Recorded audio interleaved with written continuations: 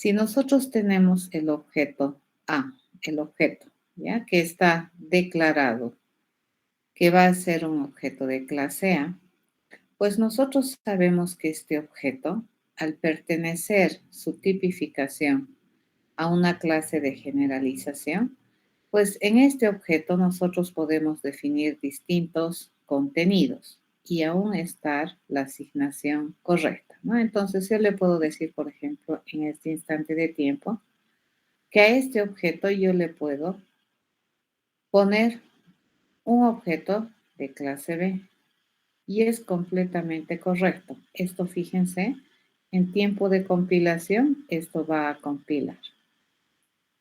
A ver, ¿qué es lo que nosotros hemos utilizado aquí? Lo que nosotros estamos haciendo uso aquí es de la famosa instrucción de asignación, que por lo que habíamos revisado desde principios de semestre, esta vendría a ser de las instrucciones más sencillas pero más poderosas a la hora de hacer programación. ¿En qué consistía esta instrucción de asignación? En, por un lado, tener una contenedora de datos. ¿De acuerdo? Aquí yo tengo una contenedora. El símbolo o el operador igual que representa la asignación. Y a este otro lado que deberíamos tener una expresión o algo que se puede evaluar y me genere un resultado. Y ese resultado yo lo asigne como contenido de esta contenedora, que usualmente estas contenedoras son de índole variable, ¿no? Acá teníamos, fíjense, unos supuestos que son muy importantes. A ver, para que esta asignación sea correcta, lo primero que tenemos que revisar es que su estructura, fíjense, que su sintaxis sea correcta, ¿cierto? Eso es lo primero que tenemos que ver. Entonces, este sintácticamente está bien escrito. Lo otro que tenemos que ver es si es que la semántica de tipos de esta instrucción bien es posible. ¿Qué significa? Si la contenedora, fíjense, pertenece a un tipo de datos T, entonces esta expresión que nosotros tenemos al lado derecho de la instrucción también debería pertenecer al tipo de datos T para que esta asignación sea correcta. ¿Sí? Este es el supuesto que nosotros manejamos para que esta instrucción en tiempo de ejecución se pueda realizar de manera correcta. ¿Ya? En este caso, si nosotros observamos y le empezamos a poner tipificación, en esta instrucción de asignación, fíjense, el OBJ, ¿a qué clase de objetos pertenece? Pertenece a objetos de clase A. Y esta parte que es la expresión, el operador new, aplicado al constructor de objetos de clase B, este me va a generar un resultado, le llamaremos, que es de clase B. Fíjense, evidentemente el tipo o la clase que tipifica la contenedora no es exactamente igual a la clase que me genera esta expresión, ¿ya? En la instrucción de asignación. Entonces, esto no se cumple. Fíjense que tanto la contenedora como la expresión deberían pertenecer al mismo tipo. Pero aún así, esta instrucción sintácticamente y semánticamente en tipos es correcta. ¿Por qué esto sucede? ¿Por qué es que esto, aún así, a pesar de que el lado izquierdo y el lado derecho no tienen la misma tipificación? ¿Por qué es que esto aún así funciona?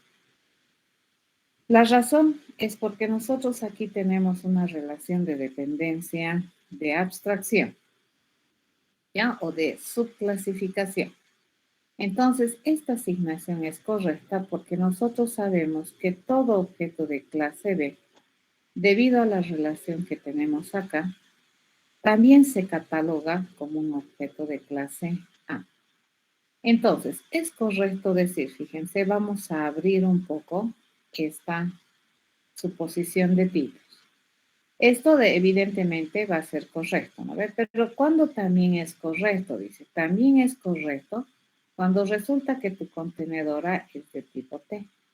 Y si tu expresión, fíjense, viene a ser de tipo, de cualquier otro tipo de datos, Esta aún va a ser correcta si y solamente si se da esto. Se dice que este tipo de datos D es un subtipo o subclase del tipo de datos T que tenemos acá, ¿ya? Puede ser el mismo tipo que T o puede ser un subtipo o subclase de T. ¿Ya? Cuando esto se da, entonces esta asignación es completamente válida. Bien, ni bien nosotros introducimos, fíjense, este entendimiento de la semántica de tipos que hacen que esta instrucción de asignación sea correcta, pues es que nosotros podemos asegurar que esta instrucción de asignación es correcta. Porque fíjense, a pesar de que este y este lado no tienen el mismo objeto, por lo menos la nominación es la misma, pues existe una relación de subclasificación entre lo que son los objetos de clase B con lo que son los objetos de clase A. Entonces, por esa razón, esa asignación es correcta. Dices, ok. Entonces resulta, fíjense, que cuando nosotros tenemos una contenedora y le asignamos un contenido, ya con la instrucción de asignación, no necesariamente es verdad que el tipo del contenido va a ser exactamente igual al tipo de la contenedora. ¿Ya? Es posible. Entonces estamos viendo acá, fíjense, si nosotros le ponemos una facción más o menos, ¿no es cierto?, gráfica del asunto y decimos que esta es mi contenedora, ¿ya?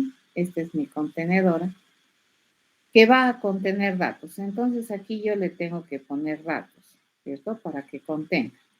Nosotros sabemos que para que esto funcione, esta contenedora tiene que esperar algún tipo de datos. Si yo le digo que el contenedor me recibe cosas de clase T, entonces mi criterio común me dice que aquí voy a almacenar cosas de clase T, pero con esta suposición que estamos haciendo y esta que podríamos decir debilitación de lo estricto que es que estos sean iguales, entonces aquí en el contenido, fíjense, yo puedo en un instante de tiempo poner algo de clase T, pero en un segundo instante de tiempo también puedo poner algo de clase T. Entonces aquí hay que distinguir bastante dos cosas, ¿ya? Uno es la tipificación de la contenedora. Esto, ¿de acuerdo? Una cosa es de qué tipo se cualifica una contenedora. Y otra cosa que no podemos perder de vista es el contenido que contiene esta contenedora, ¿ya? Entonces, el contenido que contiene esta contenedora no necesariamente, fíjense, va a ser del mismo tipo que la contenedora. Puede ser de otros tipos, siempre y cuando estos otros tipos tengan una relación de subtipo o subclasificación respecto a la tipificación de la contenedora. Esto me lleva a pensar que si es que esta contenedora es variable, fíjense, esta contenedora si es variable, eso quiere decir que va a tener un tiempo de vida, ¿cierto? Y esta contenedora, en distintos instantes de tiempo, es posible que tenga distintos contenidos. Si yo miro, digamos, en el tiempo cómo va ocurriendo esta contenedora, entonces en un instante de tiempo, fíjense, yo puedo tener un contenido de clase T, pero en un otro instante de tiempo yo puedo cambiar el contenido y le puedo poner un objeto de clase D. En un tercer instante de tiempo que nosotros observamos esta contenedora, si ustedes quieren, podemos volverle a modificar su contenido. Y le digo, bueno, aquí pondremos algo nuevamente de clase T. ¿Ya? ¿Qué es lo interesante del polimorfismo? Fíjense, es que estas contenedoras van a asumir toda la forma del contenido que tiene.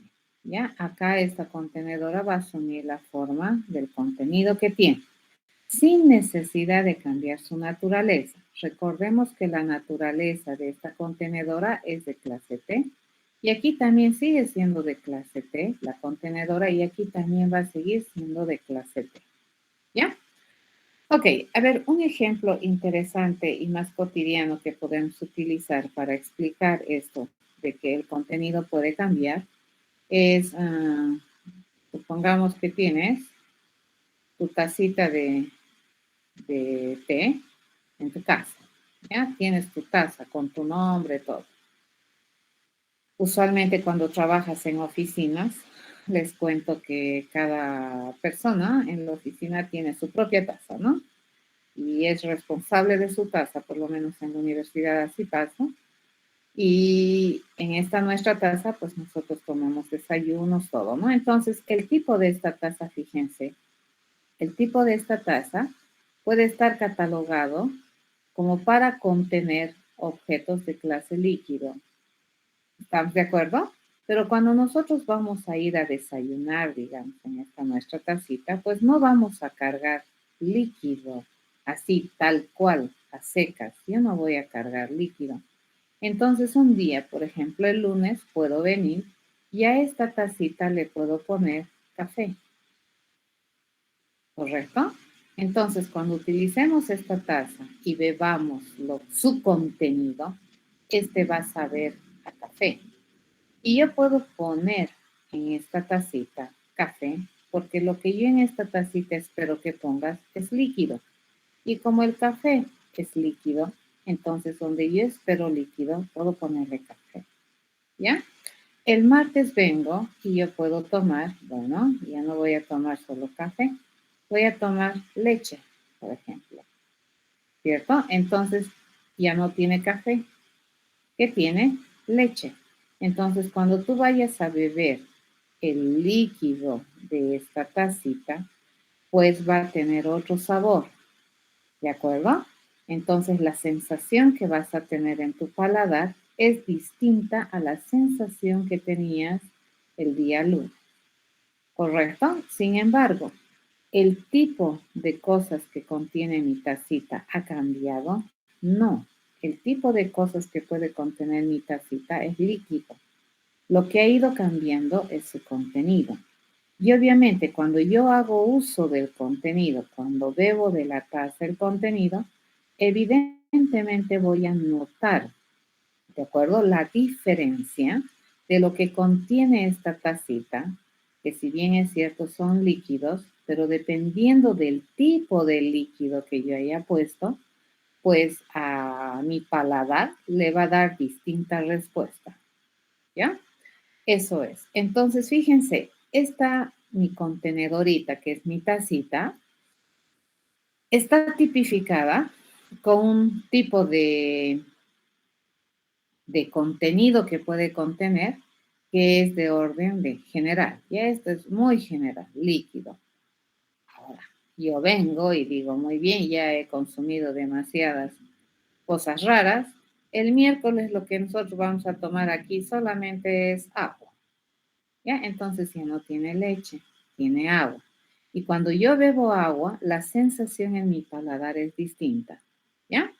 A esto, fíjense, se llama polimorfismo, a la capacidad que tiene esta mitacita de asumir múltiples formas, le podríamos decir aquí, y en consecuencia responder a un mismo mensaje diferente. Entonces, cuando la tacita tiene café y yo bebo y le digo el sabor, pues va a ser bien diferente a cuando yo le pida el sabor cuando esta tacita contenga leche, que va a ser bien diferente a cuando yo le pida el sabor cuando la taza contenga agua, ¿ya?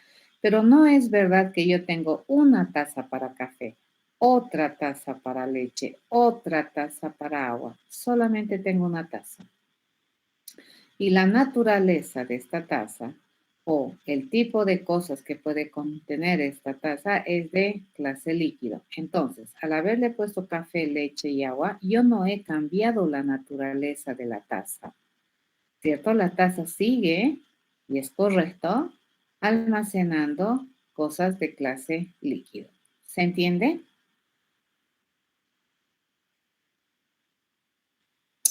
Obviamente, la única vez que esto es posible es que yo digo que el café, fíjense, es una subclase o subtipificación de líquido. Por otro lado, que estoy diciendo que la leche también sería un subtipo, ¿ya? De líquido. Y también estoy diciendo que agua, en este contexto, sería un subtipo o subclase de líquido. ¿Ya?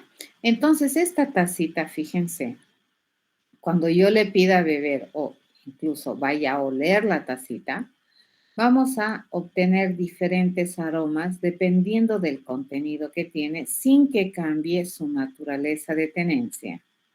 Ya a esa propiedad se le conoce como polimorfismo, ¿ya? Que es lo que habíamos definido aquí. Ya habíamos dicho, el polimorfismo, dice, es la propiedad que los cuerpos tienen para poder cambiar usualmente de forma sin cambiar su naturaleza. ¿Ya? En el caso de nuestro ejemplo de la tacita, estamos cambiando lo que contiene la taza para probablemente darme una sensación de sabor diferente. Y no he necesitado comprarme una taza exclusiva para cada tipo de líquido que yo vaya a poner en la tacita. ¿De acuerdo? Entonces, esta clase de asignaciones, fíjense, es completamente válido cuando nosotros tenemos relaciones jerárquicas de herencia, en las cuales se generan relaciones de subclasificación, superclasificación, subclasificación. ¿Ya? Y eso es posible porque fíjense, la instrucción de asignación la hemos, ¿cómo se dice? Relajado un poquito en la estrictez, le llamaremos, que teníamos al principio, de que para que esa instrucción de asignación sea válida, pues nosotros necesitábamos asegurar que ambos lados de la instrucción de asignación tengan tipos que sean iguales inicialmente para que tenga consistencia. Pero nos estamos dando cuenta que aunque no sean iguales los tipos, ¿no? De ambos lados del operador igual, aún puede la asignación ser consistente si es que esto es verdad. ¿Ya? Entonces, a partir de este momento, si ustedes observan, a este objeto que es de clase B, ¿qué es lo que le podemos pedir? Fíjense, a este objeto yo le puedo pedir que haga M1, ¿ya? ¿Y dónde va a venir? En tiempo de ejecución. Fíjense, en tiempo de ejecución. En caliente, este objeto, ¿dónde va a venir a pedir las respuestas a ese mensaje? Aquí. ¿De acuerdo? Entonces, como lo encuentra, va a ejecutar este y va a terminar.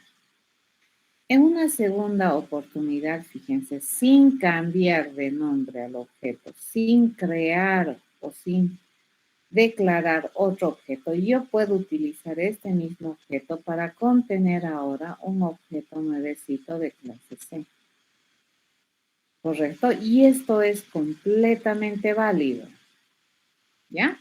Entonces, a partir de este momento, fíjense, cuando yo hable con el objeto, este objeto nunca jamás va a olvidar las consideraciones o las propiedades o las características que se le atribuye en su clase, ¿ya? Pero también en tiempo de ejecución, cuando nosotros utilicemos el objeto, lo vamos a utilizar como el contenido, pero vamos a tener harto cuidado de separar la fase de compilación de la fase de ejecución, ¿ya? Para poder ejecutar, lo primero que tenemos que hacer es compilar. Entonces, a ver, ustedes me van indicando, ¿ya? ¿Será que aquí en el OBJ yo le puedo decir M1, compila? ¿Qué creen ustedes? ¿Esa instrucción compila?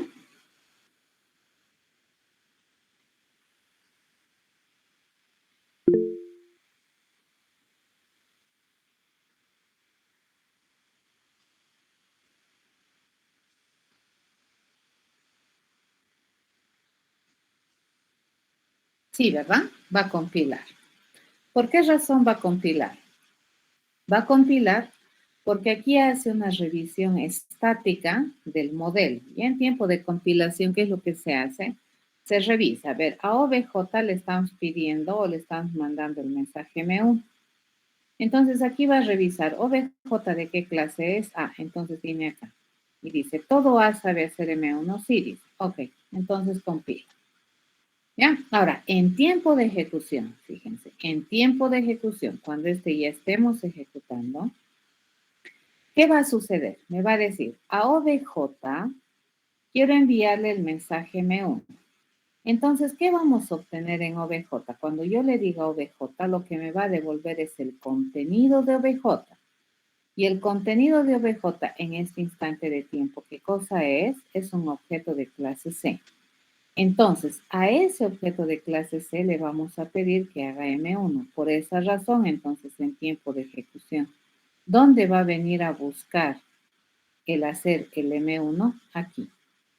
¿Ya? A eso se llama enlace dinámico. Entonces, en tiempo de ejecución, ¿a dónde va a derivar la llamada? A este método va a derivar al contenido de este OBJ, ¿ya? En este instante de tiempo, en tiempo de ejecución. Entonces, el contenido de OBJ en este instante es un objeto de clase C. Por lo tanto, ¿a quién le estamos pidiendo hacer M1? A un objeto de clase C. Por lo tanto, va a venir a buscar aquí. Como acá no encuentra M1, entonces ¿a dónde va a venir a buscar? Automáticamente va a venir a buscar a la superclase. ¿Correcto? Eso hace en tiempo de ejecución. Y va a poder responder, ¿no? Entonces, en este caso, fíjense, OBJ responde al mensaje M1 a través del método que ha sido definido en la superclase A. ¿Ya? Ok, podemos hacer esto en este momento. A ver, esto quiero que me entiendan bien. Una vez que entienden esto, se van a evitar hartos líos. ¿De acuerdo? Eso, compila.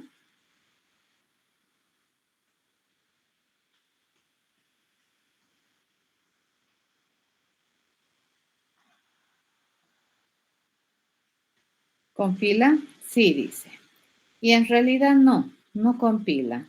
¿De acuerdo? ¿Por qué no compilaría eso? Porque como les decía, en tiempo de ejecución hace una revisión estática del entorno. Entonces, ¿qué me están pidiendo? Dice, me están enviando un mensaje M3. ¿A quién? A OBJ. Pero OBJ, ¿de qué clase es? A. Entonces, en tiempo de compilación frío va a ser estático, ¿no es cierto? Va a decir, ya. En tiempo de compilación los objetos y las variables no tienen contenido. Ya solamente escriben intencionalidades que nosotros vamos a revisar si sintácticamente están bien escritos y si semánticamente tienen futuro de ejecución. ¿Ya? En compilación, van a tener harto cuidado. Entonces, aquí, ¿qué le estoy pidiendo a un OBJ? Y le estamos enviando el mensaje M3. Le estoy pidiendo, ¿no? Que OBJ responda al mensaje M3. Pero acá nosotros revisamos, OBJ de qué clase es. Entonces me vengo a la clase A. Le digo, ¿todo objeto de clase A sabe M3? No, me dice. Entonces esto no compila. ¿Correcto? No va a compilar siquiera. ¿Se entiende? Y ustedes pueden decir, pero momento, acá nosotros hemos definido el contenido de OBJ con un objeto de clase C. Entonces, si aquí cuando hemos ejecutado me ha pedido el contenido y al objeto de ese contenido le hemos pedido M1 y ha venido por acá, ¿por qué es que acá eso no sucede? El chiste es que acceder al contenido de OBJ solamente se hace en tiempo de ejecución. La real asignación de OBJ con un objeto de clase C se hace en ejecución. ¿Ya? En compilación lo único que revisamos es, ¿está bien escrito? Sí. ¿Semánticamente tiene posibilidades? ¿Es correcto? Sí, listo, pero no hemos asignado. Y entonces en compilación no hay asignación. En realidad no se hace la asignación, se escribe la acción, pero no se realiza. Por lo tanto, esta no se compila. ¿Se entiende eso?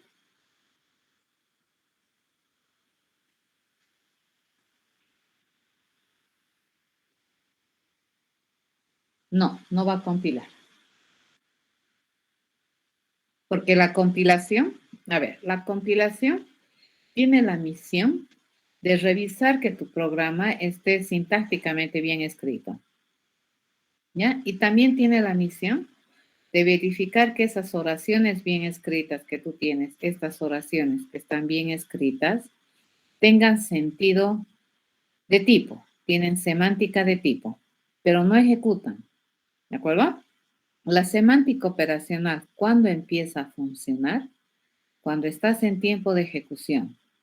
Pero para poder ejecutar, lo primero que tienes que hacer es compilar. Ya, si no compila, no puedes ejecutar. Si compila, puedes ejecutar. ¿Correcto? Van a tener mucho cuidado con eso. ¿Ya? Entonces, hay que separar, ¿no es cierto?, estas dos etapas cuando hacemos esta programación con este tipo de lenguajes de programación que requieren, ¿no?, compilación, o en dos etapas como es JDK, ¿no? Primero compilas y luego ejecutas. Ya el programa compilado se ejecuta. Mucho cuidado con eso. ¿Estamos de acuerdo? Entonces esto no compila. Y si no compila, obviamente no va a ejecutar. ¿Ya? ¿Por qué entonces no está compilando? Repetimos, porque a tiempo de compilación, lo que va a hacer, ¿esto está bien escrito? Sí, sintácticamente está bien escrito. Semánticamente tiene posibilidades de ejecución, pregunta. Entonces ahí dice, ¿no? A un objeto OBJ que es de clase A, fíjate, eso se fija, ¿no? Yo le puedo pedir M3, me fijo, no me dice. Entonces esto no compila, ¿ya?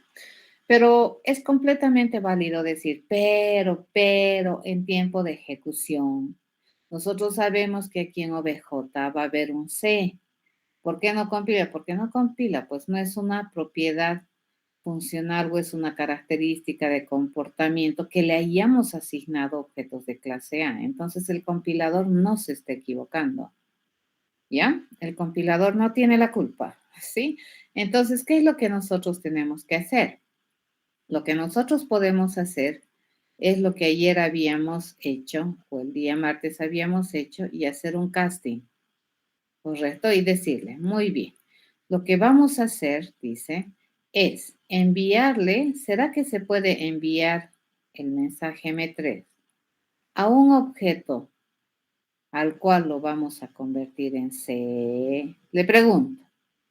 Y acá te dice, no, allá, OBJ, ¿de qué clase es? A.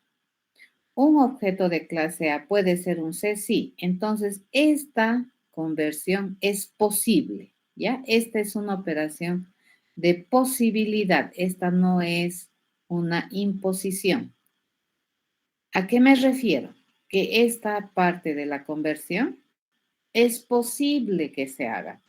¿De qué va a depender? De que la conversión se haga efectivamente de principio a fin de cómo es OBJ. Pero ahorita en tiempo de compilación, lo único que revisa el compilador es si es que todo objeto de clase A puede convertirse a un C, ¿ya? Y eso es verdad, porque hemos dicho que todo objeto de clase A puede ser un C, pero no es obligatorio. Entonces, esta operación que estamos haciendo de convertir es una operación de posibilidad, pero ni bien hay la posibilidad, entonces esta ya puede compilar, ¿correcto? Entonces, esta ya sí me compila, ¿sí? Y en tiempo de ejecución, ¿cómo va a funcionar? Ahora, en tiempo de ejecución, primero tiene que compilar, luego recién ejecutar. En tiempo de ejecución, ¿cómo va a funcionar? Me dice, obtener el contenido de OBJ. ¿Ya? Y hasta este momento el contenido de objeto es un objeto de clase C. ¿Ese objeto de clase C se puede convertir a un objeto de clase C? Sí, ¿de acuerdo? Se puede. Entonces, a ese objeto de clase C le puedo pedir M3, sí. Entonces, ¿dónde va a venir? Acá. Y va a atender la solicitud. ¿Correcto? Así funciona. ¿Ya?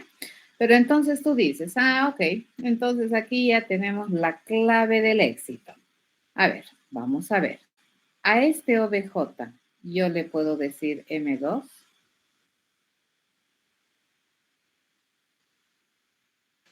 ¿Podemos?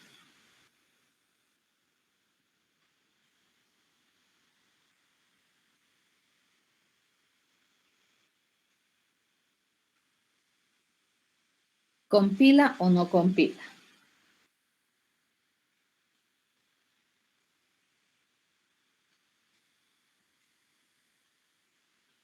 No compila, ¿correcto? Por las mismas razones que este no compilaba. ¿Qué está diciendo aquí? Esta está sintácticamente bien escrita, pero semánticamente no tiene sentido. Porque a un objeto que es de clase A le estoy pidiendo que responda al mensaje M2. Entonces va a venir aquí a buscar M2. No hay M2. Entonces este no compila. ¿Ya? Y dices, listo, entonces, ¿qué es lo que vamos a hacer? Vamos a agarrar la clave del éxito, la varita mágica, y le voy a decir que vamos a convertir ese objeto a un objeto de clase B y a este le voy a mandar el mensaje M2. Entonces, ¿cómo compila? Me dice, a ver, OBJ, ¿de qué clase eres? De A. Ok, estamos bien. ¿Será que puedes convertirlo a un objeto de clase B? Me fijo, sí, porque todo B es un A y un A puede ser un B. Entonces, como esta es una operación de posibilidad, va a compilar. Y si suponemos que hacemos la conversión correcta, entonces sí ya le estaría pidiendo un objeto de clase B responder al mensaje M2. Me fijo, ¿no ve? Todo objeto de clase B sabe responder el mensaje M2. Sí, me dice. Entonces, este sí compila. ¿Ya? En tiempo de ejecución, ¿cómo va a funcionar? Ahora, fíjense, esta instrucción en tiempo de ejecución, ¿cómo va a funcionar? Dice, anda a obtener el contenido de OBJ. Y por la línea que nosotros tenemos acá, el contenido de OBJ es un objeto de clase C. ¿Ya? Su contenido es un objeto de clase C.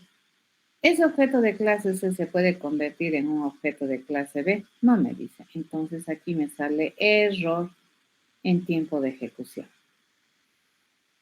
¿De acuerdo? Este va a salir un error en tiempo de ejecución porque aquí ya va a verificar la posibilidad de conversión mirando su contenido. Entonces, cuando yo le digo OBJ aquí, ya no estoy hablando del tipo o de la clase, estoy hablando del contenido. Entonces, OBJ, ¿qué contenido tiene? Pues en este instante de tiempo tiene un contenido que es un objeto de clase C. ¿Y un objeto de clase C se puede convertir a un B? No, porque B y C no tienen nada que ver entre ellos. ¿Correcto? Por lo tanto, este me va a salir un error en tiempo de ejecución. ¿Se entendió?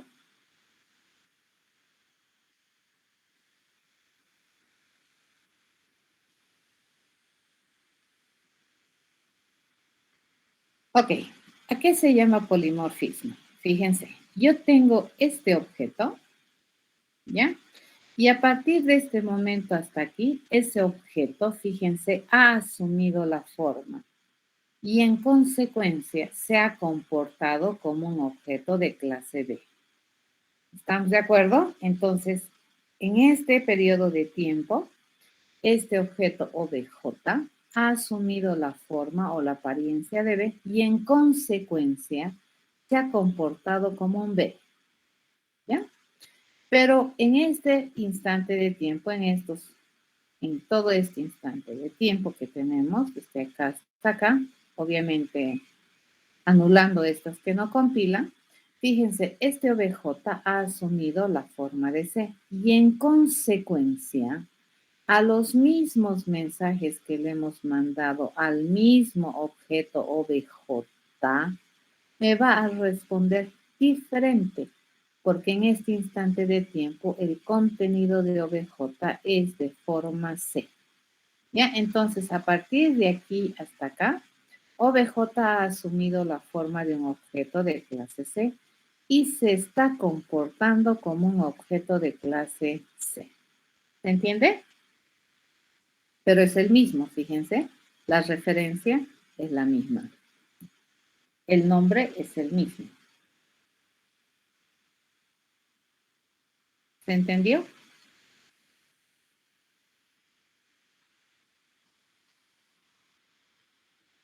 Están muy callados, ¿no? ¿Qué ha pasado?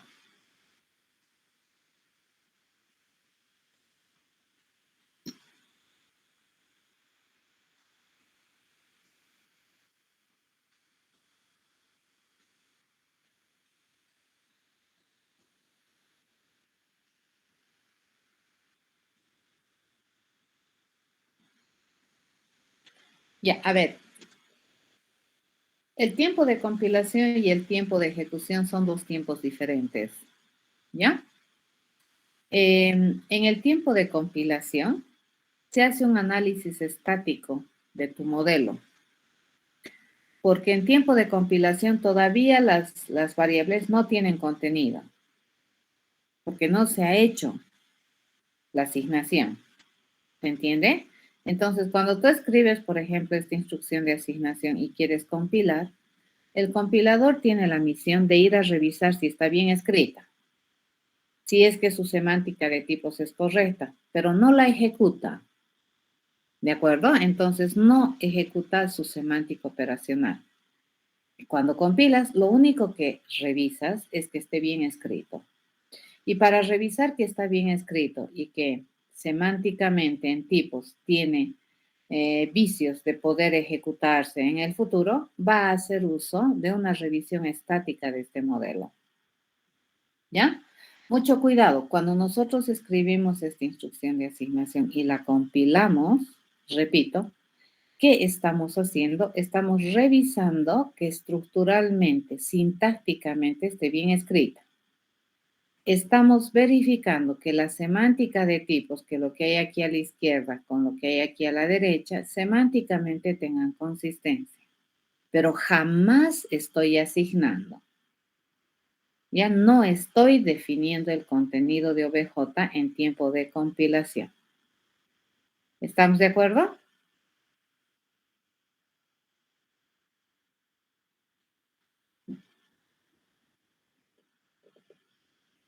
Sí, ¿verdad? Sí. Ok, entonces cuando nosotros hacemos referencia a OBJ en tiempo de compilación, yo no estoy mirando su contenido porque no tiene. ¿Qué tengo que mirar? Tengo que mirar de qué tipo es, ¿de acuerdo? De qué clase de objeto estamos hablando en tiempo de compilación. Entonces, en tiempo de compilación, yo sé que OBJ va a contener algo de clase A. ¿Pero qué contiene? Pues todavía no hemos hecho la asignación porque no hemos ejecutado. En tiempo de compilación no se ejecuta, ya se verifica que está bien escrito. Entonces, para verificar que está bien escrito, haces un análisis estático de este modelo. Entonces, cuando tú ves OBJ acá, entonces dice OBJ, ¿de qué clase es A? Ah, ok, es de esta clase. Es igual a new B, dice, ah, ya, new B. ¿Qué cosa es? Es un operador invocando a constructor de clase B. Ok, B tiene constructor por defecto, sí. Entonces, el tipo de esta expresión o la clase de esta expresión es de clase B. ¿Por qué? Porque hemos invocado al constructor de la clase B, cuya misión es construir algún objeto de clase B. Entonces, lo único que yo en compilación digo, tiene esta forma, contenedor aquí, símbolo aquí y expresión aquí, y punto y coma, sí, compila sintácticamente. ¿Ya? Tiene semántica de tipos correcta, dice, en compilación. Ahí ya me fijo. ¿Cuál es el tipo de la parte izquierda? A. ¿Cuál es el tipo de la parte derecha? B. Ah, no son iguales. Ok, entonces la única vez que esto compila es si, solamente si B es un A. Ok, es un A, compila. ¿Ha asignado? No. ¿De acuerdo? Luego viene acá. Fíjense que no ha asignado. Está revisando que está bien escrito. Entonces viene a compilar esta línea y dice obj.m1. ¿Eso qué significa? Que le estoy enviando el mensaje m1 para que este obj me responda. Dices, qué interesante. Pero no me va a responder. ¿Por qué?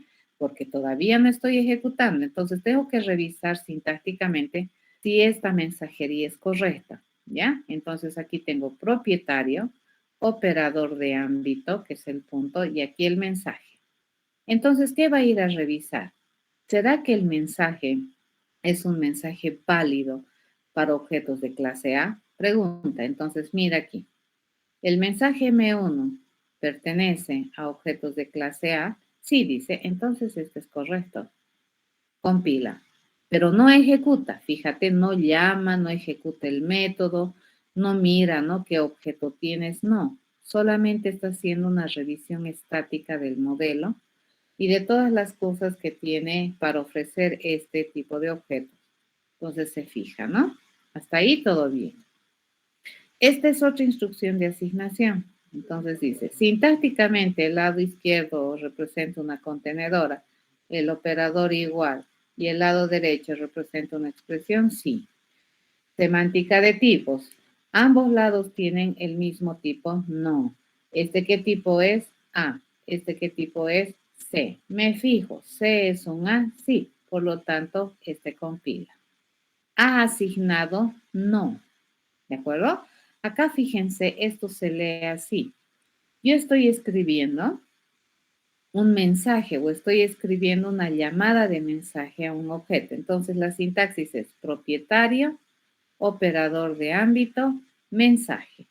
¿Ya? ¿Está bien escrito? Sí. Ahora me fijo.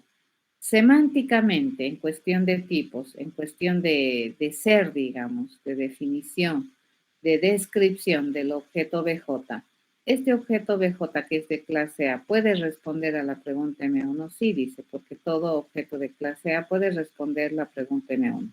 ¿Le estoy pidiendo que lo haga? No, porque eso se va a hacer en tiempo de ejecución. Aquí solamente estoy diciendo que así voy a mandar un mensaje, pero no estoy ejecutando el método M1.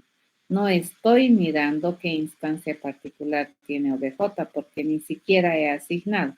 Entonces, en tiempo de compilación, mi misión no es asignar, mi misión no es recuperar el valor de la contenedora, no. Es hacer una revisión estática considerando las tipificaciones que tengo de mis contenedoras, le llamaremos, y sobre la base de eso las posibilidades correctas de la mensajería en cuestión de programación orientada a objetos. ¿Ya? En este caso no va a compilar. ¿Por qué razón?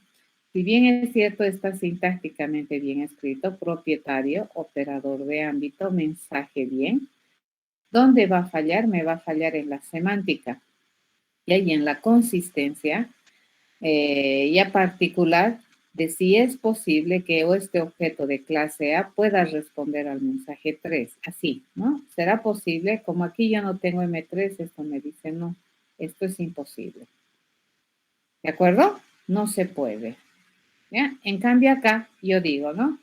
Si tengo esto sintácticamente, a ver, aquí que estoy haciendo una conversión, luego a la conversión, que es el propietario, le vamos a pedir, operador de ámbito, que haga el método M3, ¿ya? Entonces aquí revisa, OBJ de qué clase es A. Un A puede ser un C, sí. Entonces, si puede ser un C, este sería ya un C. ¿A todo C le puedo pedir M3? Sí, compila. ¿De acuerdo? Pero como no sabe exactamente qué tiene como contenido, pues no sabe si es que esto le va a jalar error. Pero esta es una operación de posibilidad, no es una operación de certeza.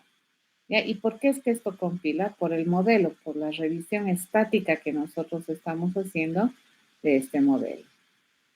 ¿De acuerdo? En tiempo de ejecución, fíjense, ya no me debería generar, ¿no ve? Un error de sintaxis, por lo menos en Java, ¿ya? Te va a salir otros errores.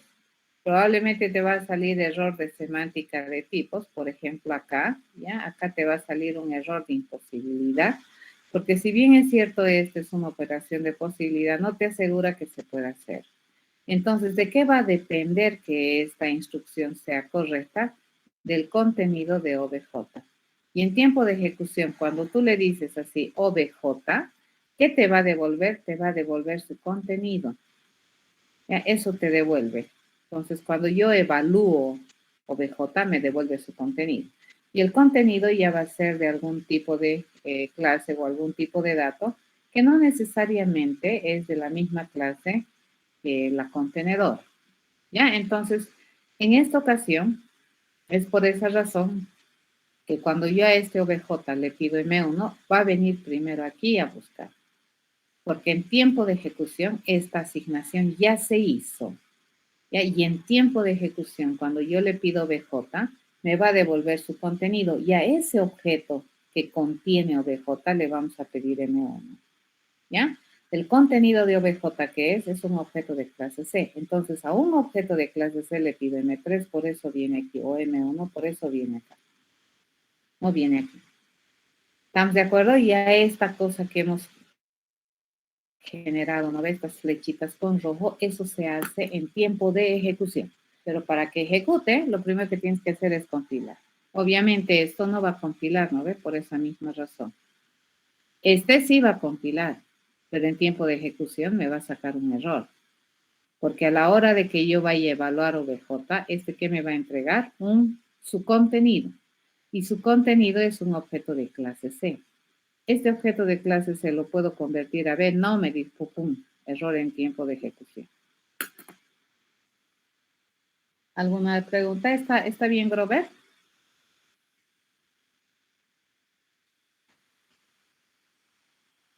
Entonces es muy común que cuando vean, por ejemplo, libros, ¿no? De programación orientada a objetos, es bastante común de que les mencionen los enlaces estáticos y los enlaces dinámicos. Lo que acabamos de hacer aquí, eso es dinámico, ¿no ve?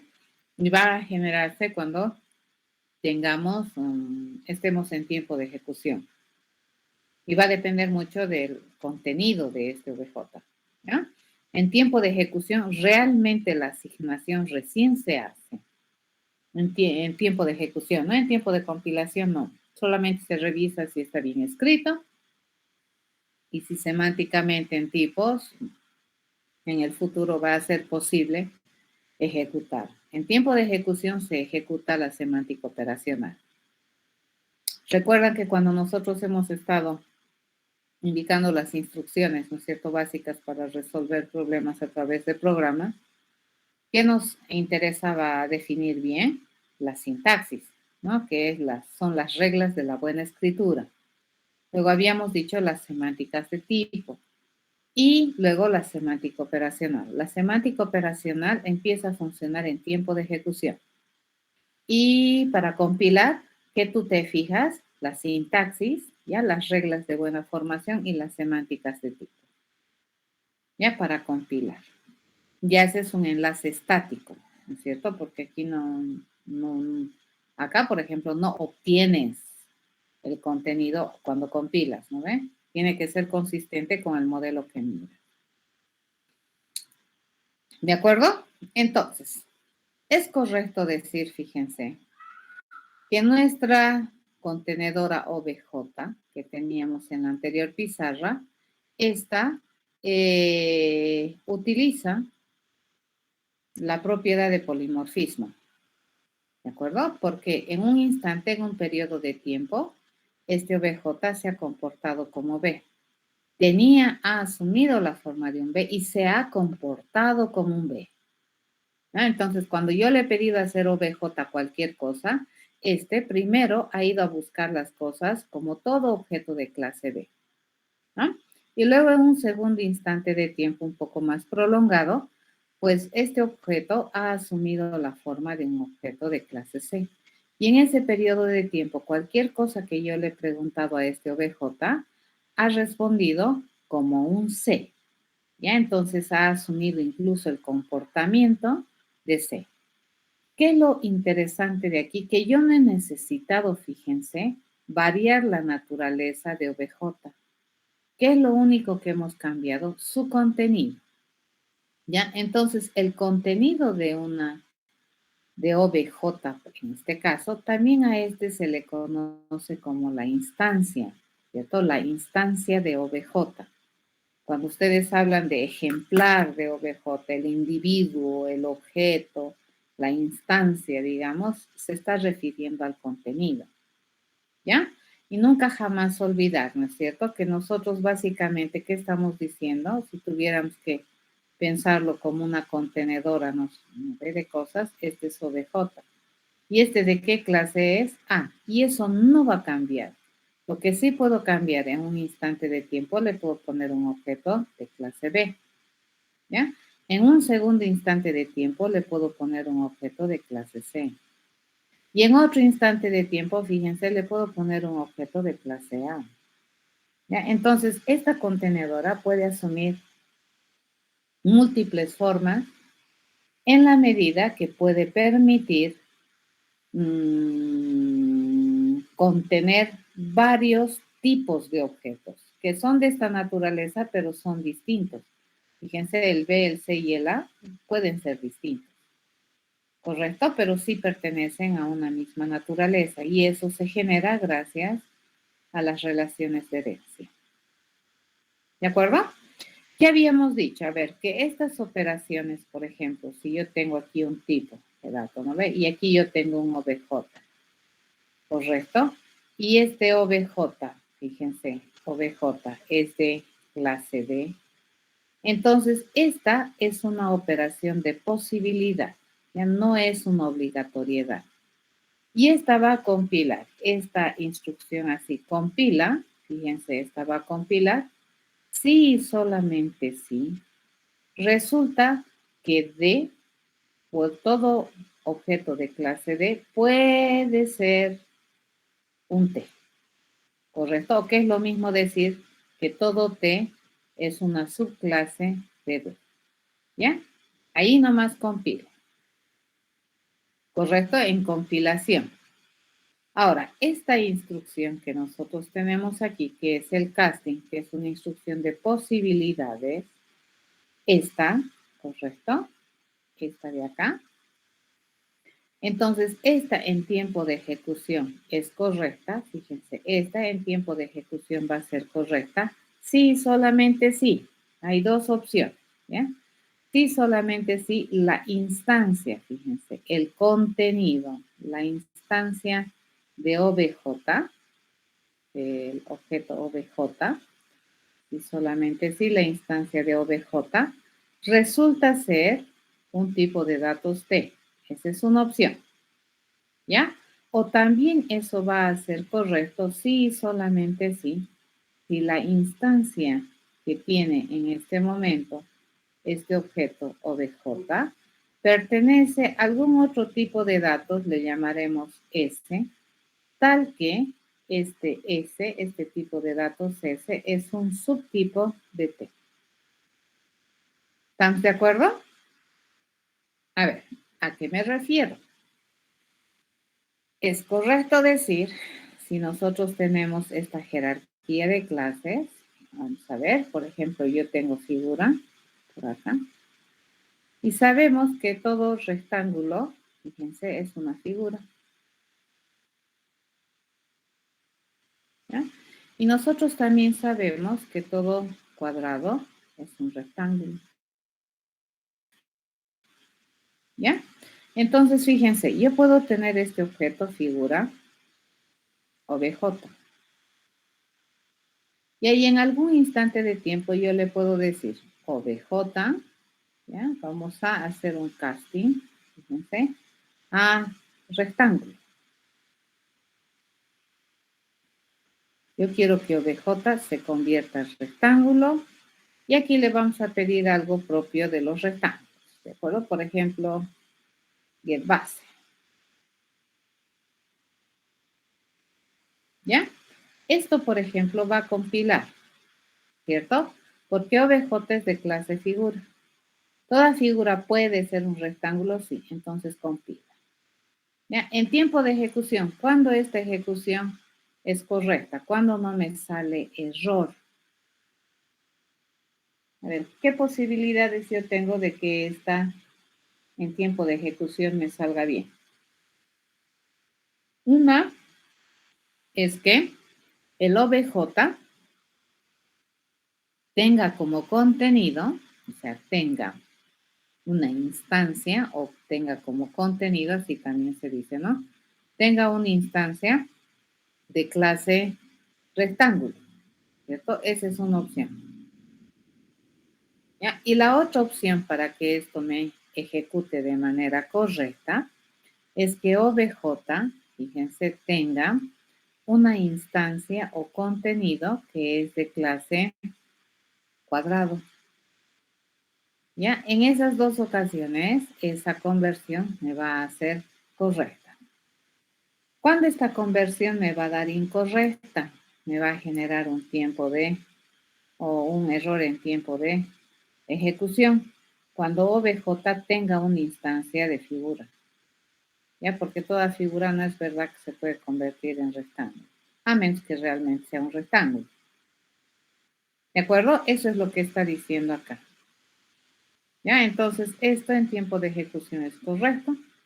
Sí, solamente si la instancia que vive en OBJ en tiempo de ejecución pertenece a esta clase de objetos, o si la instancia que vive en J en tiempo de ejecución pertenece a este tipo de objetos S, tal que S es una subclase de T, ¿ya? En este caso.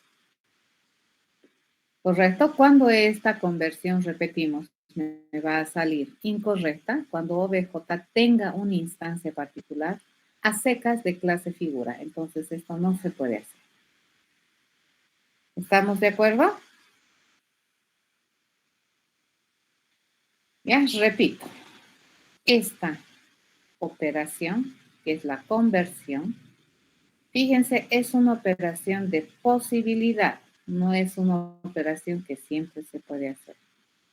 Entonces, cuando compilar, te va a compilar, pero eso no te garantiza que te anule la posibilidad de tener un error en tiempo de ejecución. Entonces, para anular esos errores en tiempo de ejecución de esta operación, que a su vez es la conversión, entonces, ¿qué es lo que nosotros solemos utilizar? Nosotros utilizamos, esto también ya hemos utilizado el día martes, utilizamos el operador booleano instance of. Y ahora sí se va a entender mejor, yo creo, este operador, ¿no? Entonces, ¿a quién le pido? A un objeto. Le estoy pidiendo a un objeto que me diga si la instancia que en este momento contiene, y esto solamente va a funcionar en tiempo de ejecución, ¿cierto? Va a mirar qué tiene de contenido y si ese contenido es una instancia de clase rectángulo. ¿Ya? Entonces, esto te puede responder sí o no. Correcto, si es sí, entonces recién hacemos el casting. ¿Está bien? Y esto bajo ningún concepto, esto me genera, esto compila, y esto también en tiempo de ejecución va a funcionar correctamente. Si yo programo de esta manera, entonces es imposible que te genere un tiempo o un error en tiempo de ejecución. ¿De acuerdo? Pero si en ese instante de tiempo el contenido que tiene OBJ no es de clase rectángulo, entonces no se puede hacer la conversión. ¿Ya? Entonces, cuando esta pregunta, fíjense, me va a dar verdadera. Cuando OBJ tenga una instancia de clase rectángulo, ¿ya? Obviamente me va a dar verdad. Pero también, ¿cuándo me va a dar verdad? Cuando OBJ contenga una instancia de cuadrado. Entonces, ¿todo cuadrado es una instancia de rectángulo? Sí, porque todo cuadrado es un rectángulo. ¿Ya? ¿Alguna pregunta?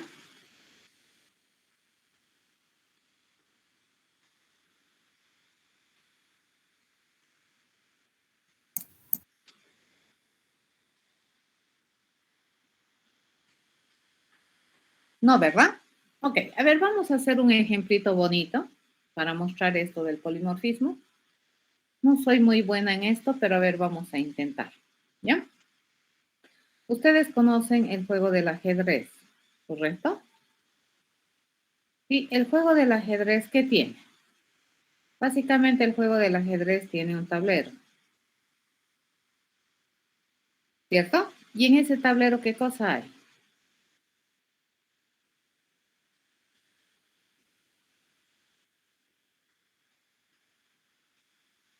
Las piezas.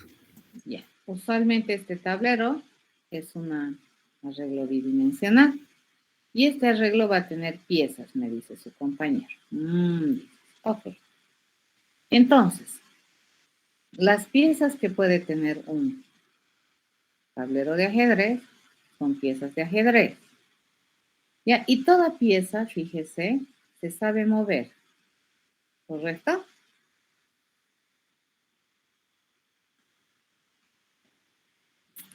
Sí, ¿no ve? Sí. ¿Ya? Sí. Entonces, probablemente acá yo le puedo decir, en este concepto de mover, fíjense, ahorita no se me ocurre si es que esta es una forma general de planear esta prestación de servicios, pero a ver, me voy a arriesgar, ¿ya? Yo digo, bien, toda pieza de ajedrez, ¿ya? Que pertenece al juego del ajedrez, se sabe mover y probablemente le voy a dar la dirección y la longitud de la movida, ¿ya? Estoy pensando, ¿de acuerdo? Ok, entonces, hay, por ejemplo, ¿cuántos tipos de piezas tiene el juego del ajedrez?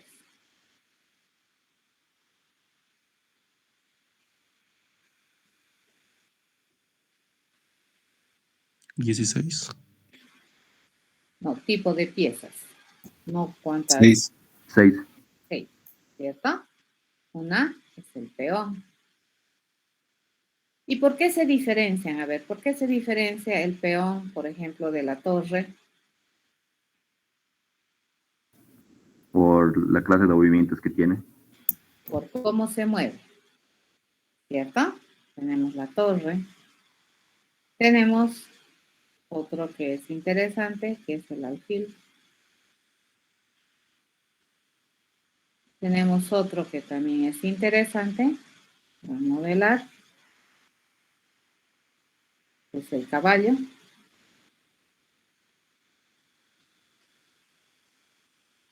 Y tenemos dos más, ¿no? Dos piezas. ¿Ya? Tenemos una pieza que se llama el rey. Y tenemos una pieza que se llama la reina. ¿Correcto? Entonces, este ajedrez, fíjense, tiene un tablero que se llena con piezas, ¿no? Entonces me voy a venir acá. Fíjense, si nosotros vemos una porción de mi tablero de ajedrez, digamos, ¿no? Una porción, vamos a chequear una porción de mi tablero de ajedrez. Entonces, en cada celda de mi tablero de ajedrez o en algunas celdas de mi tablero de ajedrez, yo voy a tener una pieza. ¿Cierto? No es obligatorio tener en todas las celdas. Hay celdas que van a tener piezas y hay celdas que no van a tener piezas. ¿Correcto? Entonces, en este tablero de ajedrez, lo único que nosotros sabemos es que toda pieza sabe moverse. ¿Ya? Pero, fíjense, dependiendo de qué tipo de pieza eres, pues la forma en que se mueve no va a ser igual. ¿Ya? Entonces, esto me lleva a pensar que, por ejemplo, la reina tiene que redefinir cómo se mueve ella, dado que le dan una dirección y dado que le dan una longitud. ¿Por qué esto es importante? Fíjense, porque la reina, a ver, ¿en cuántas direcciones se puede moverla? ¿Cuál es la pieza más poderosa del ajedrez?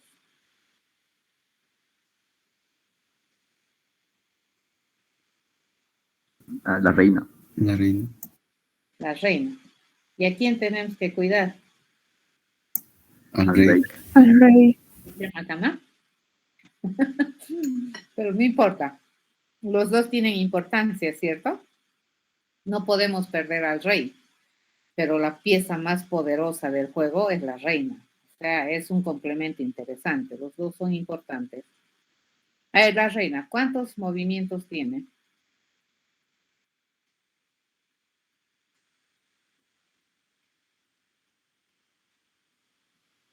Diagonal, horizontal, vertical. Tiene 8. ¿Cierto? Así se puede mover en 8 direcciones. ¿Correcto? Entonces, evidentemente, cuando yo le pido mover a la reina, me tiene que decir una dirección. Entonces yo le puedo decir, ¿no ves? La dirección 1, 2, 3, 4, 5, 6, 7, 8 y además una longitud. Fíjense, para mover, ¿qué le habíamos dicho que necesitamos? La dirección y una longitud. ¿Correcto? Entonces, cuando yo le pido mover una reina y me dice, digamos, 3 en 3 posiciones, entonces la posición 3 sería 1, 2, 3, y se ubicaría más o menos aquí la reina siempre y cuando, digamos, en el tablero, ¿cierto? Nueva posición de la reina sería ahí. ¿Estamos de acuerdo? Así se mueve la reina, ¿correcto? Pero si yo le pido, fíjense, a un alfil moverse, ¿en cuántas direcciones se puede mover el alfil? 4. 4. En 4, ¿cierto? Ahí, ahí, ahí y ahí. Entonces el alfil se puede mover en 4 posiciones. Ahora fíjense, cuando yo a esta pieza le pido mover, le digo en 3 y 3, no se va a mover como esta reina, ¿no ves? Supongamos que el alfil está aquí. Si me dice 3, 3, entonces básicamente se va a mover 1, vamos a achicar mi tablero ya 2, y se movería aquí. Si es que todavía hay el tablero, ¿correcto? Ahí estaría mi alfil. ¿Se entiende? Sí, ¿no ve?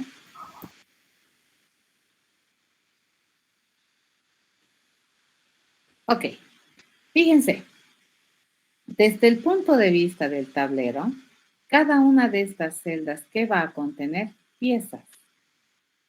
¿Ya? Y yo puedo pedir a estas piezas que se muevan. Y lo que le tengo que dar como información es en qué dirección quiero que se muevan y cuánto quiero que se mueva. Y dependiendo de a qué tipo de objeto o a qué subtipo de pieza le estoy pidiendo, a qué tipo de pieza le estoy pidiendo moverse, se va a poner aquí o se va a poner aquí. ¿Correcto? A eso se llama polimorfismo. Fíjense, este objeto es de clase pieza, pero dependiendo de la forma que asuma, a este mensaje mover responde diferente. Si esta pieza asume la forma de reina, a este mensaje va a responder así. Pero si es que esta pieza tiene la forma de alfil, a este mismo mensaje va a responder así. ¿Se entiende? Eso es polimorfismo. ¿Ya? Entonces, ya estamos en condiciones, fíjense, de poder programar esto de las del tablero de ajedrez. ¿Juegan ajedrez ustedes? Bueno, alguien que juegue ajedrez. Vamos a ir poniendo las reglas, ¿ya? Pero ya sabemos, fíjense que una de las cosas importantes que tiene toda pieza es saberse mover. Y luego analizamos, ¿no es cierto? Si producto de la movida resulta que se ha puesto sobre otra pieza. Entonces, sí, si digamos yo me muevo de aquí a aquí y aquí antes había otra pieza, entonces esta pieza, chao, supuestamente. ¿Correcto? Así es. En una celda no pueden existir 2 piezas al mismo tiempo. ¿Cierto? Y sería medio raro que tú te muevas, tú reina, te muevas aquí para atacar a tu propio alfil. Eso sería una locura. ¿Ya? Entonces, la reina se mueve así. ¿El rey cómo se mueve? En 8. ¿En cuánto? 8 también se Igual mueve. en 8. Sí, pero solo un cuadro. Ya. Entonces, ese, este y este.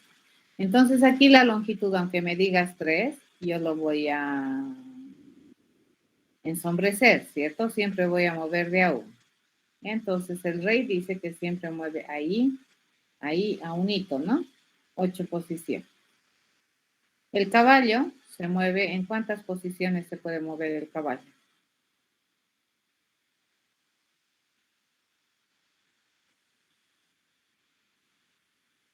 También en 8, ¿no? 1, 2, 3, 4, 5, 6, 7 y 8 posiciones.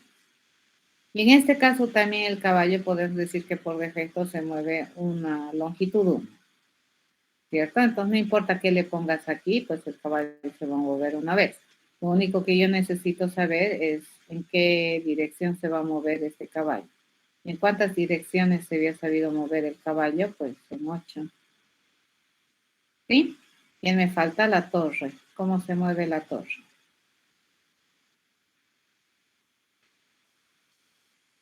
En 4 nomás creo que se mueve, ¿no? La torre. Sí, en 4. Sí, así, así y así. Y en cualquier longitud, ¿cierto? Sí. Ok, eso está bien. ¿Y el peón?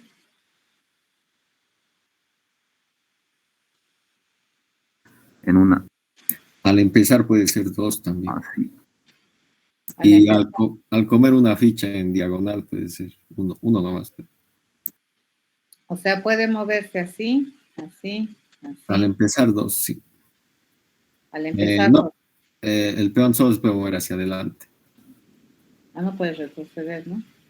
Ni al Solo se puede costado, mover hacia ¿no? adelante y al momento de atacar, Al solo momento a Diagonal. los diagonales. diagonal. O sea, se puede mover así y así o así. Y al empezar, digamos, la partida O sea, 2, la puede longitud moverse puede 2 ser veces. 2. Ujú. Ya. Solo si el peón, entonces tendríamos que guardar información del peón de si se movió o no se movió nunca. ¿No? Interesante, fíjense. Entonces el peón acá debería tener un estado, ¿no? Se movió por primera vez, así, ¿no?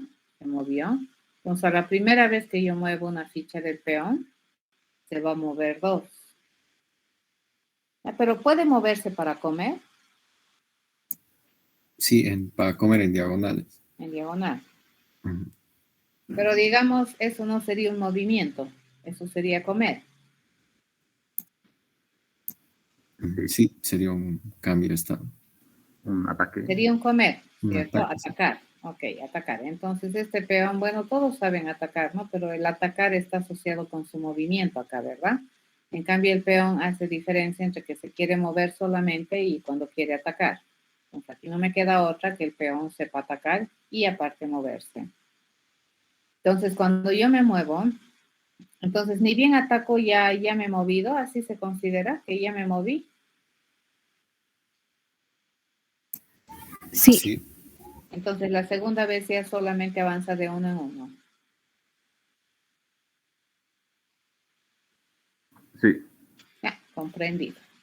Ok, entonces fíjense, acá nosotros estamos analizando cómo es que entonces el movimiento del peón nos retractamos. No se puede mover así. Hemos dicho que estos no son movimientos del peón. ¿Cierto? El peón solamente se puede mover hacia abajo. Y puede moverse en uno o en dos dependiendo del estado en el que se encuentra este peón. ¿Correcto? Eso quiere decir que el peón, aparte de moverse, tiene otra cualidad que es atacar, porque tiene un movimiento diferente. ¿Sí? Obviamente, para poderse mover en el tablero, estos movimientos que necesitan tener la información del tablero, ¿correcto? O lo que tranquilamente podríamos decir, ¿no es cierto? Si yo estoy en esta posición tal, el peón está en esta posición tal, entonces cuando se mueva, que se ubique en una nueva posición y dependiendo de lo que es, desde afuera, desde el juego del ajedrez, se decide, ¿no? ¿Qué es lo que va a hacer o qué es lo que no va a hacer? ¿Se entiende? Hay varias maneras, ¿no? De razonar luego esto. Pero a ver, lo más importante acá, y esto es bien interesante, fíjense, es esta parte que hemos analizado. ¿Ya? En el juego del ajedrez tenemos piezas. Entonces, el concepto general que nosotros utilizamos es pieza para referirnos a alguna pieza del juego del ajedrez sin referirnos a ninguna en particular. ¿Se entiende eso?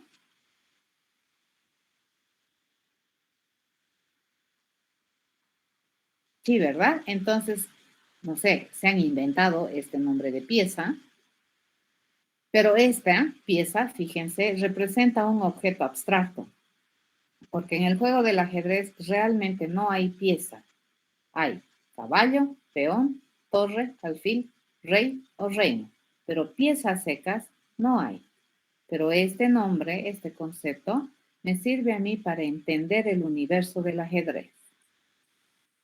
¿Estamos de acuerdo? Entonces, fíjense, este nombre es bien interesante para poder tipificar mi tablero, ¿ya? Porque yo no voy a tener un tablero que tiene caballo, otro tablero que tiene los peones, otro tablero que tiene las torres.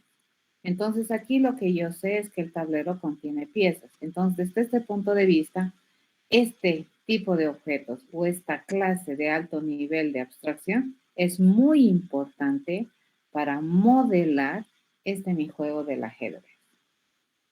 ¿Ya? Y para poder subclasificar, ¿no es cierto? Identificar los distintos tipos de pieza que se soportan en el juego del ajedrez, estamos utilizando herencia. Y ahorita nos estamos dando cuenta que cada uno de estos tipos de objetos, aparte de que en formita son diferentes, pues funcionalmente también son diferentes. ¿Está bien? Y eso es muy interesante. Esto me está diciendo que cada una de estas piezas, fíjense, cada tipo de pieza tiene que redefinir el modo de moverse, ¿cierto? Entonces esto tiene que redefinir. Cada uno de ellos tiene que definir su propio modo de moverse. Entonces, cuando nosotros tenemos eso y a una pieza que vive en una de las celdas del tablero le pido mover, fíjense, se va a comportar acorde a la forma que esta pieza haya asumido. Y eso se llama polimorfismo, considerando que esta pieza puede asumir múltiples formas o esta celda puede contener piezas de múltiples formas. ¿De acuerdo?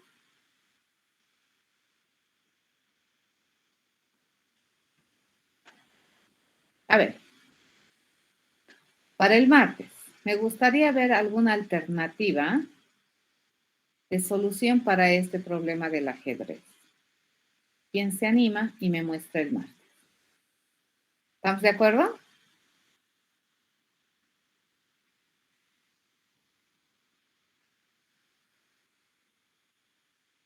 Hay que arremangarse la camisa y meterse a programar.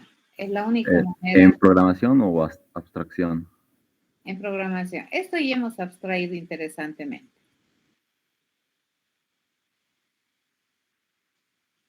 Bueno. Sí.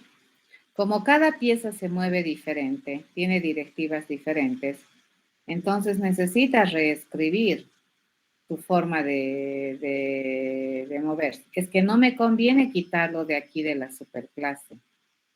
Porque si yo le quito de aquí de la superclase, yo ya no le puedo decir que la pieza que vive en la posición del tablero I, J, ya no le puedo pedir a ese que se vaya a mover. ¿Entiendes? Porque me va a decir, aquí, ok, le estoy pidiendo mover. ¿A quién?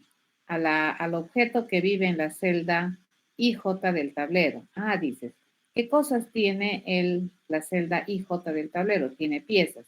Ok, entonces a una pieza, a un objeto de clase pieza le estoy pidiendo mover. No, me dices, mal. No es verdad. No es verdad que las piezas se saben mover. ¿Entiendes?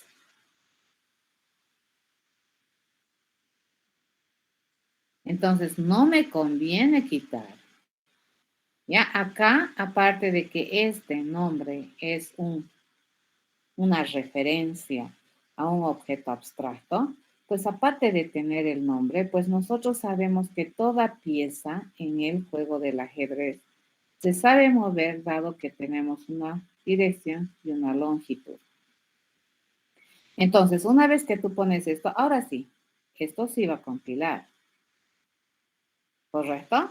¿Por qué? Porque mi tablero contiene piezas, entonces toda pieza tiene que saberse mover.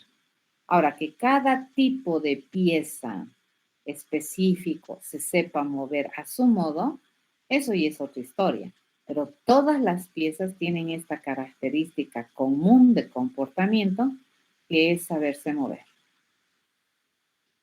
¿Ya? Y por sobreescritura, estos pueden redefinir, fíjense, sus modos correctos de moverse, pero al ser piezas, toditas tienen esta característica común de comportamiento que es moverse que probablemente nosotros necesitamos utilizar desde esta perspectiva general del objeto que es la pieza. ¿Ya? No porque aquí, digamos, sobrescribamos, aquí deja de tener importancia. Indicar que toda pieza tiene como funcionalidad asociada o comportamiento asociado su posibilidad de moverse. Van a tener harto cuidado con eso. ¿Ya? Y de hecho, si lo miras desde abajo también, a ver, ¿qué tienen de común el caballo, el peón, la torre, el alfil, el rey y la reina? ¿Qué tienen de común? Toditos saben mover.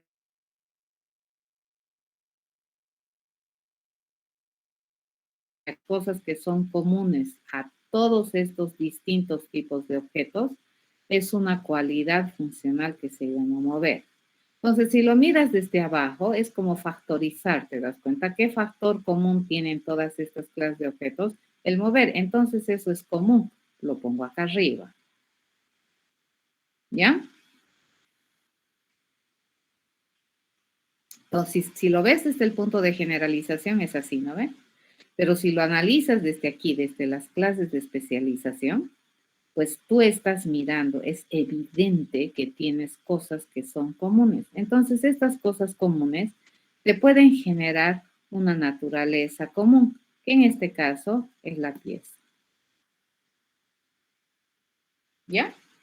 Ok, a ver, vayan a intentar resolver esto en programa y me muestran el día martes y sobre eso podemos trabajar. Desde el día martes vamos a empezar a hacer ejercicios de esta naturaleza que tengan que ver con herencia, lecciones. Fíjense, ¿qué está utilizando interacción, está utilizando arreglos bidimensionales, estamos utilizando herencia, estamos viendo sobrecarga y por supuesto estamos viendo polimorfismo. Fíjense, esto es polimorfismo.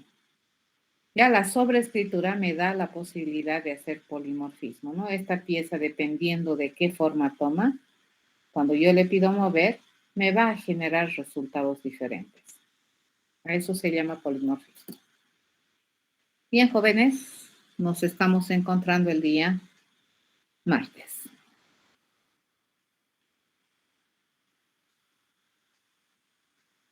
Hasta el martes, jóvenes. Hasta el martes, Inge. Hasta el martes. Hasta el martes. Hasta el martes.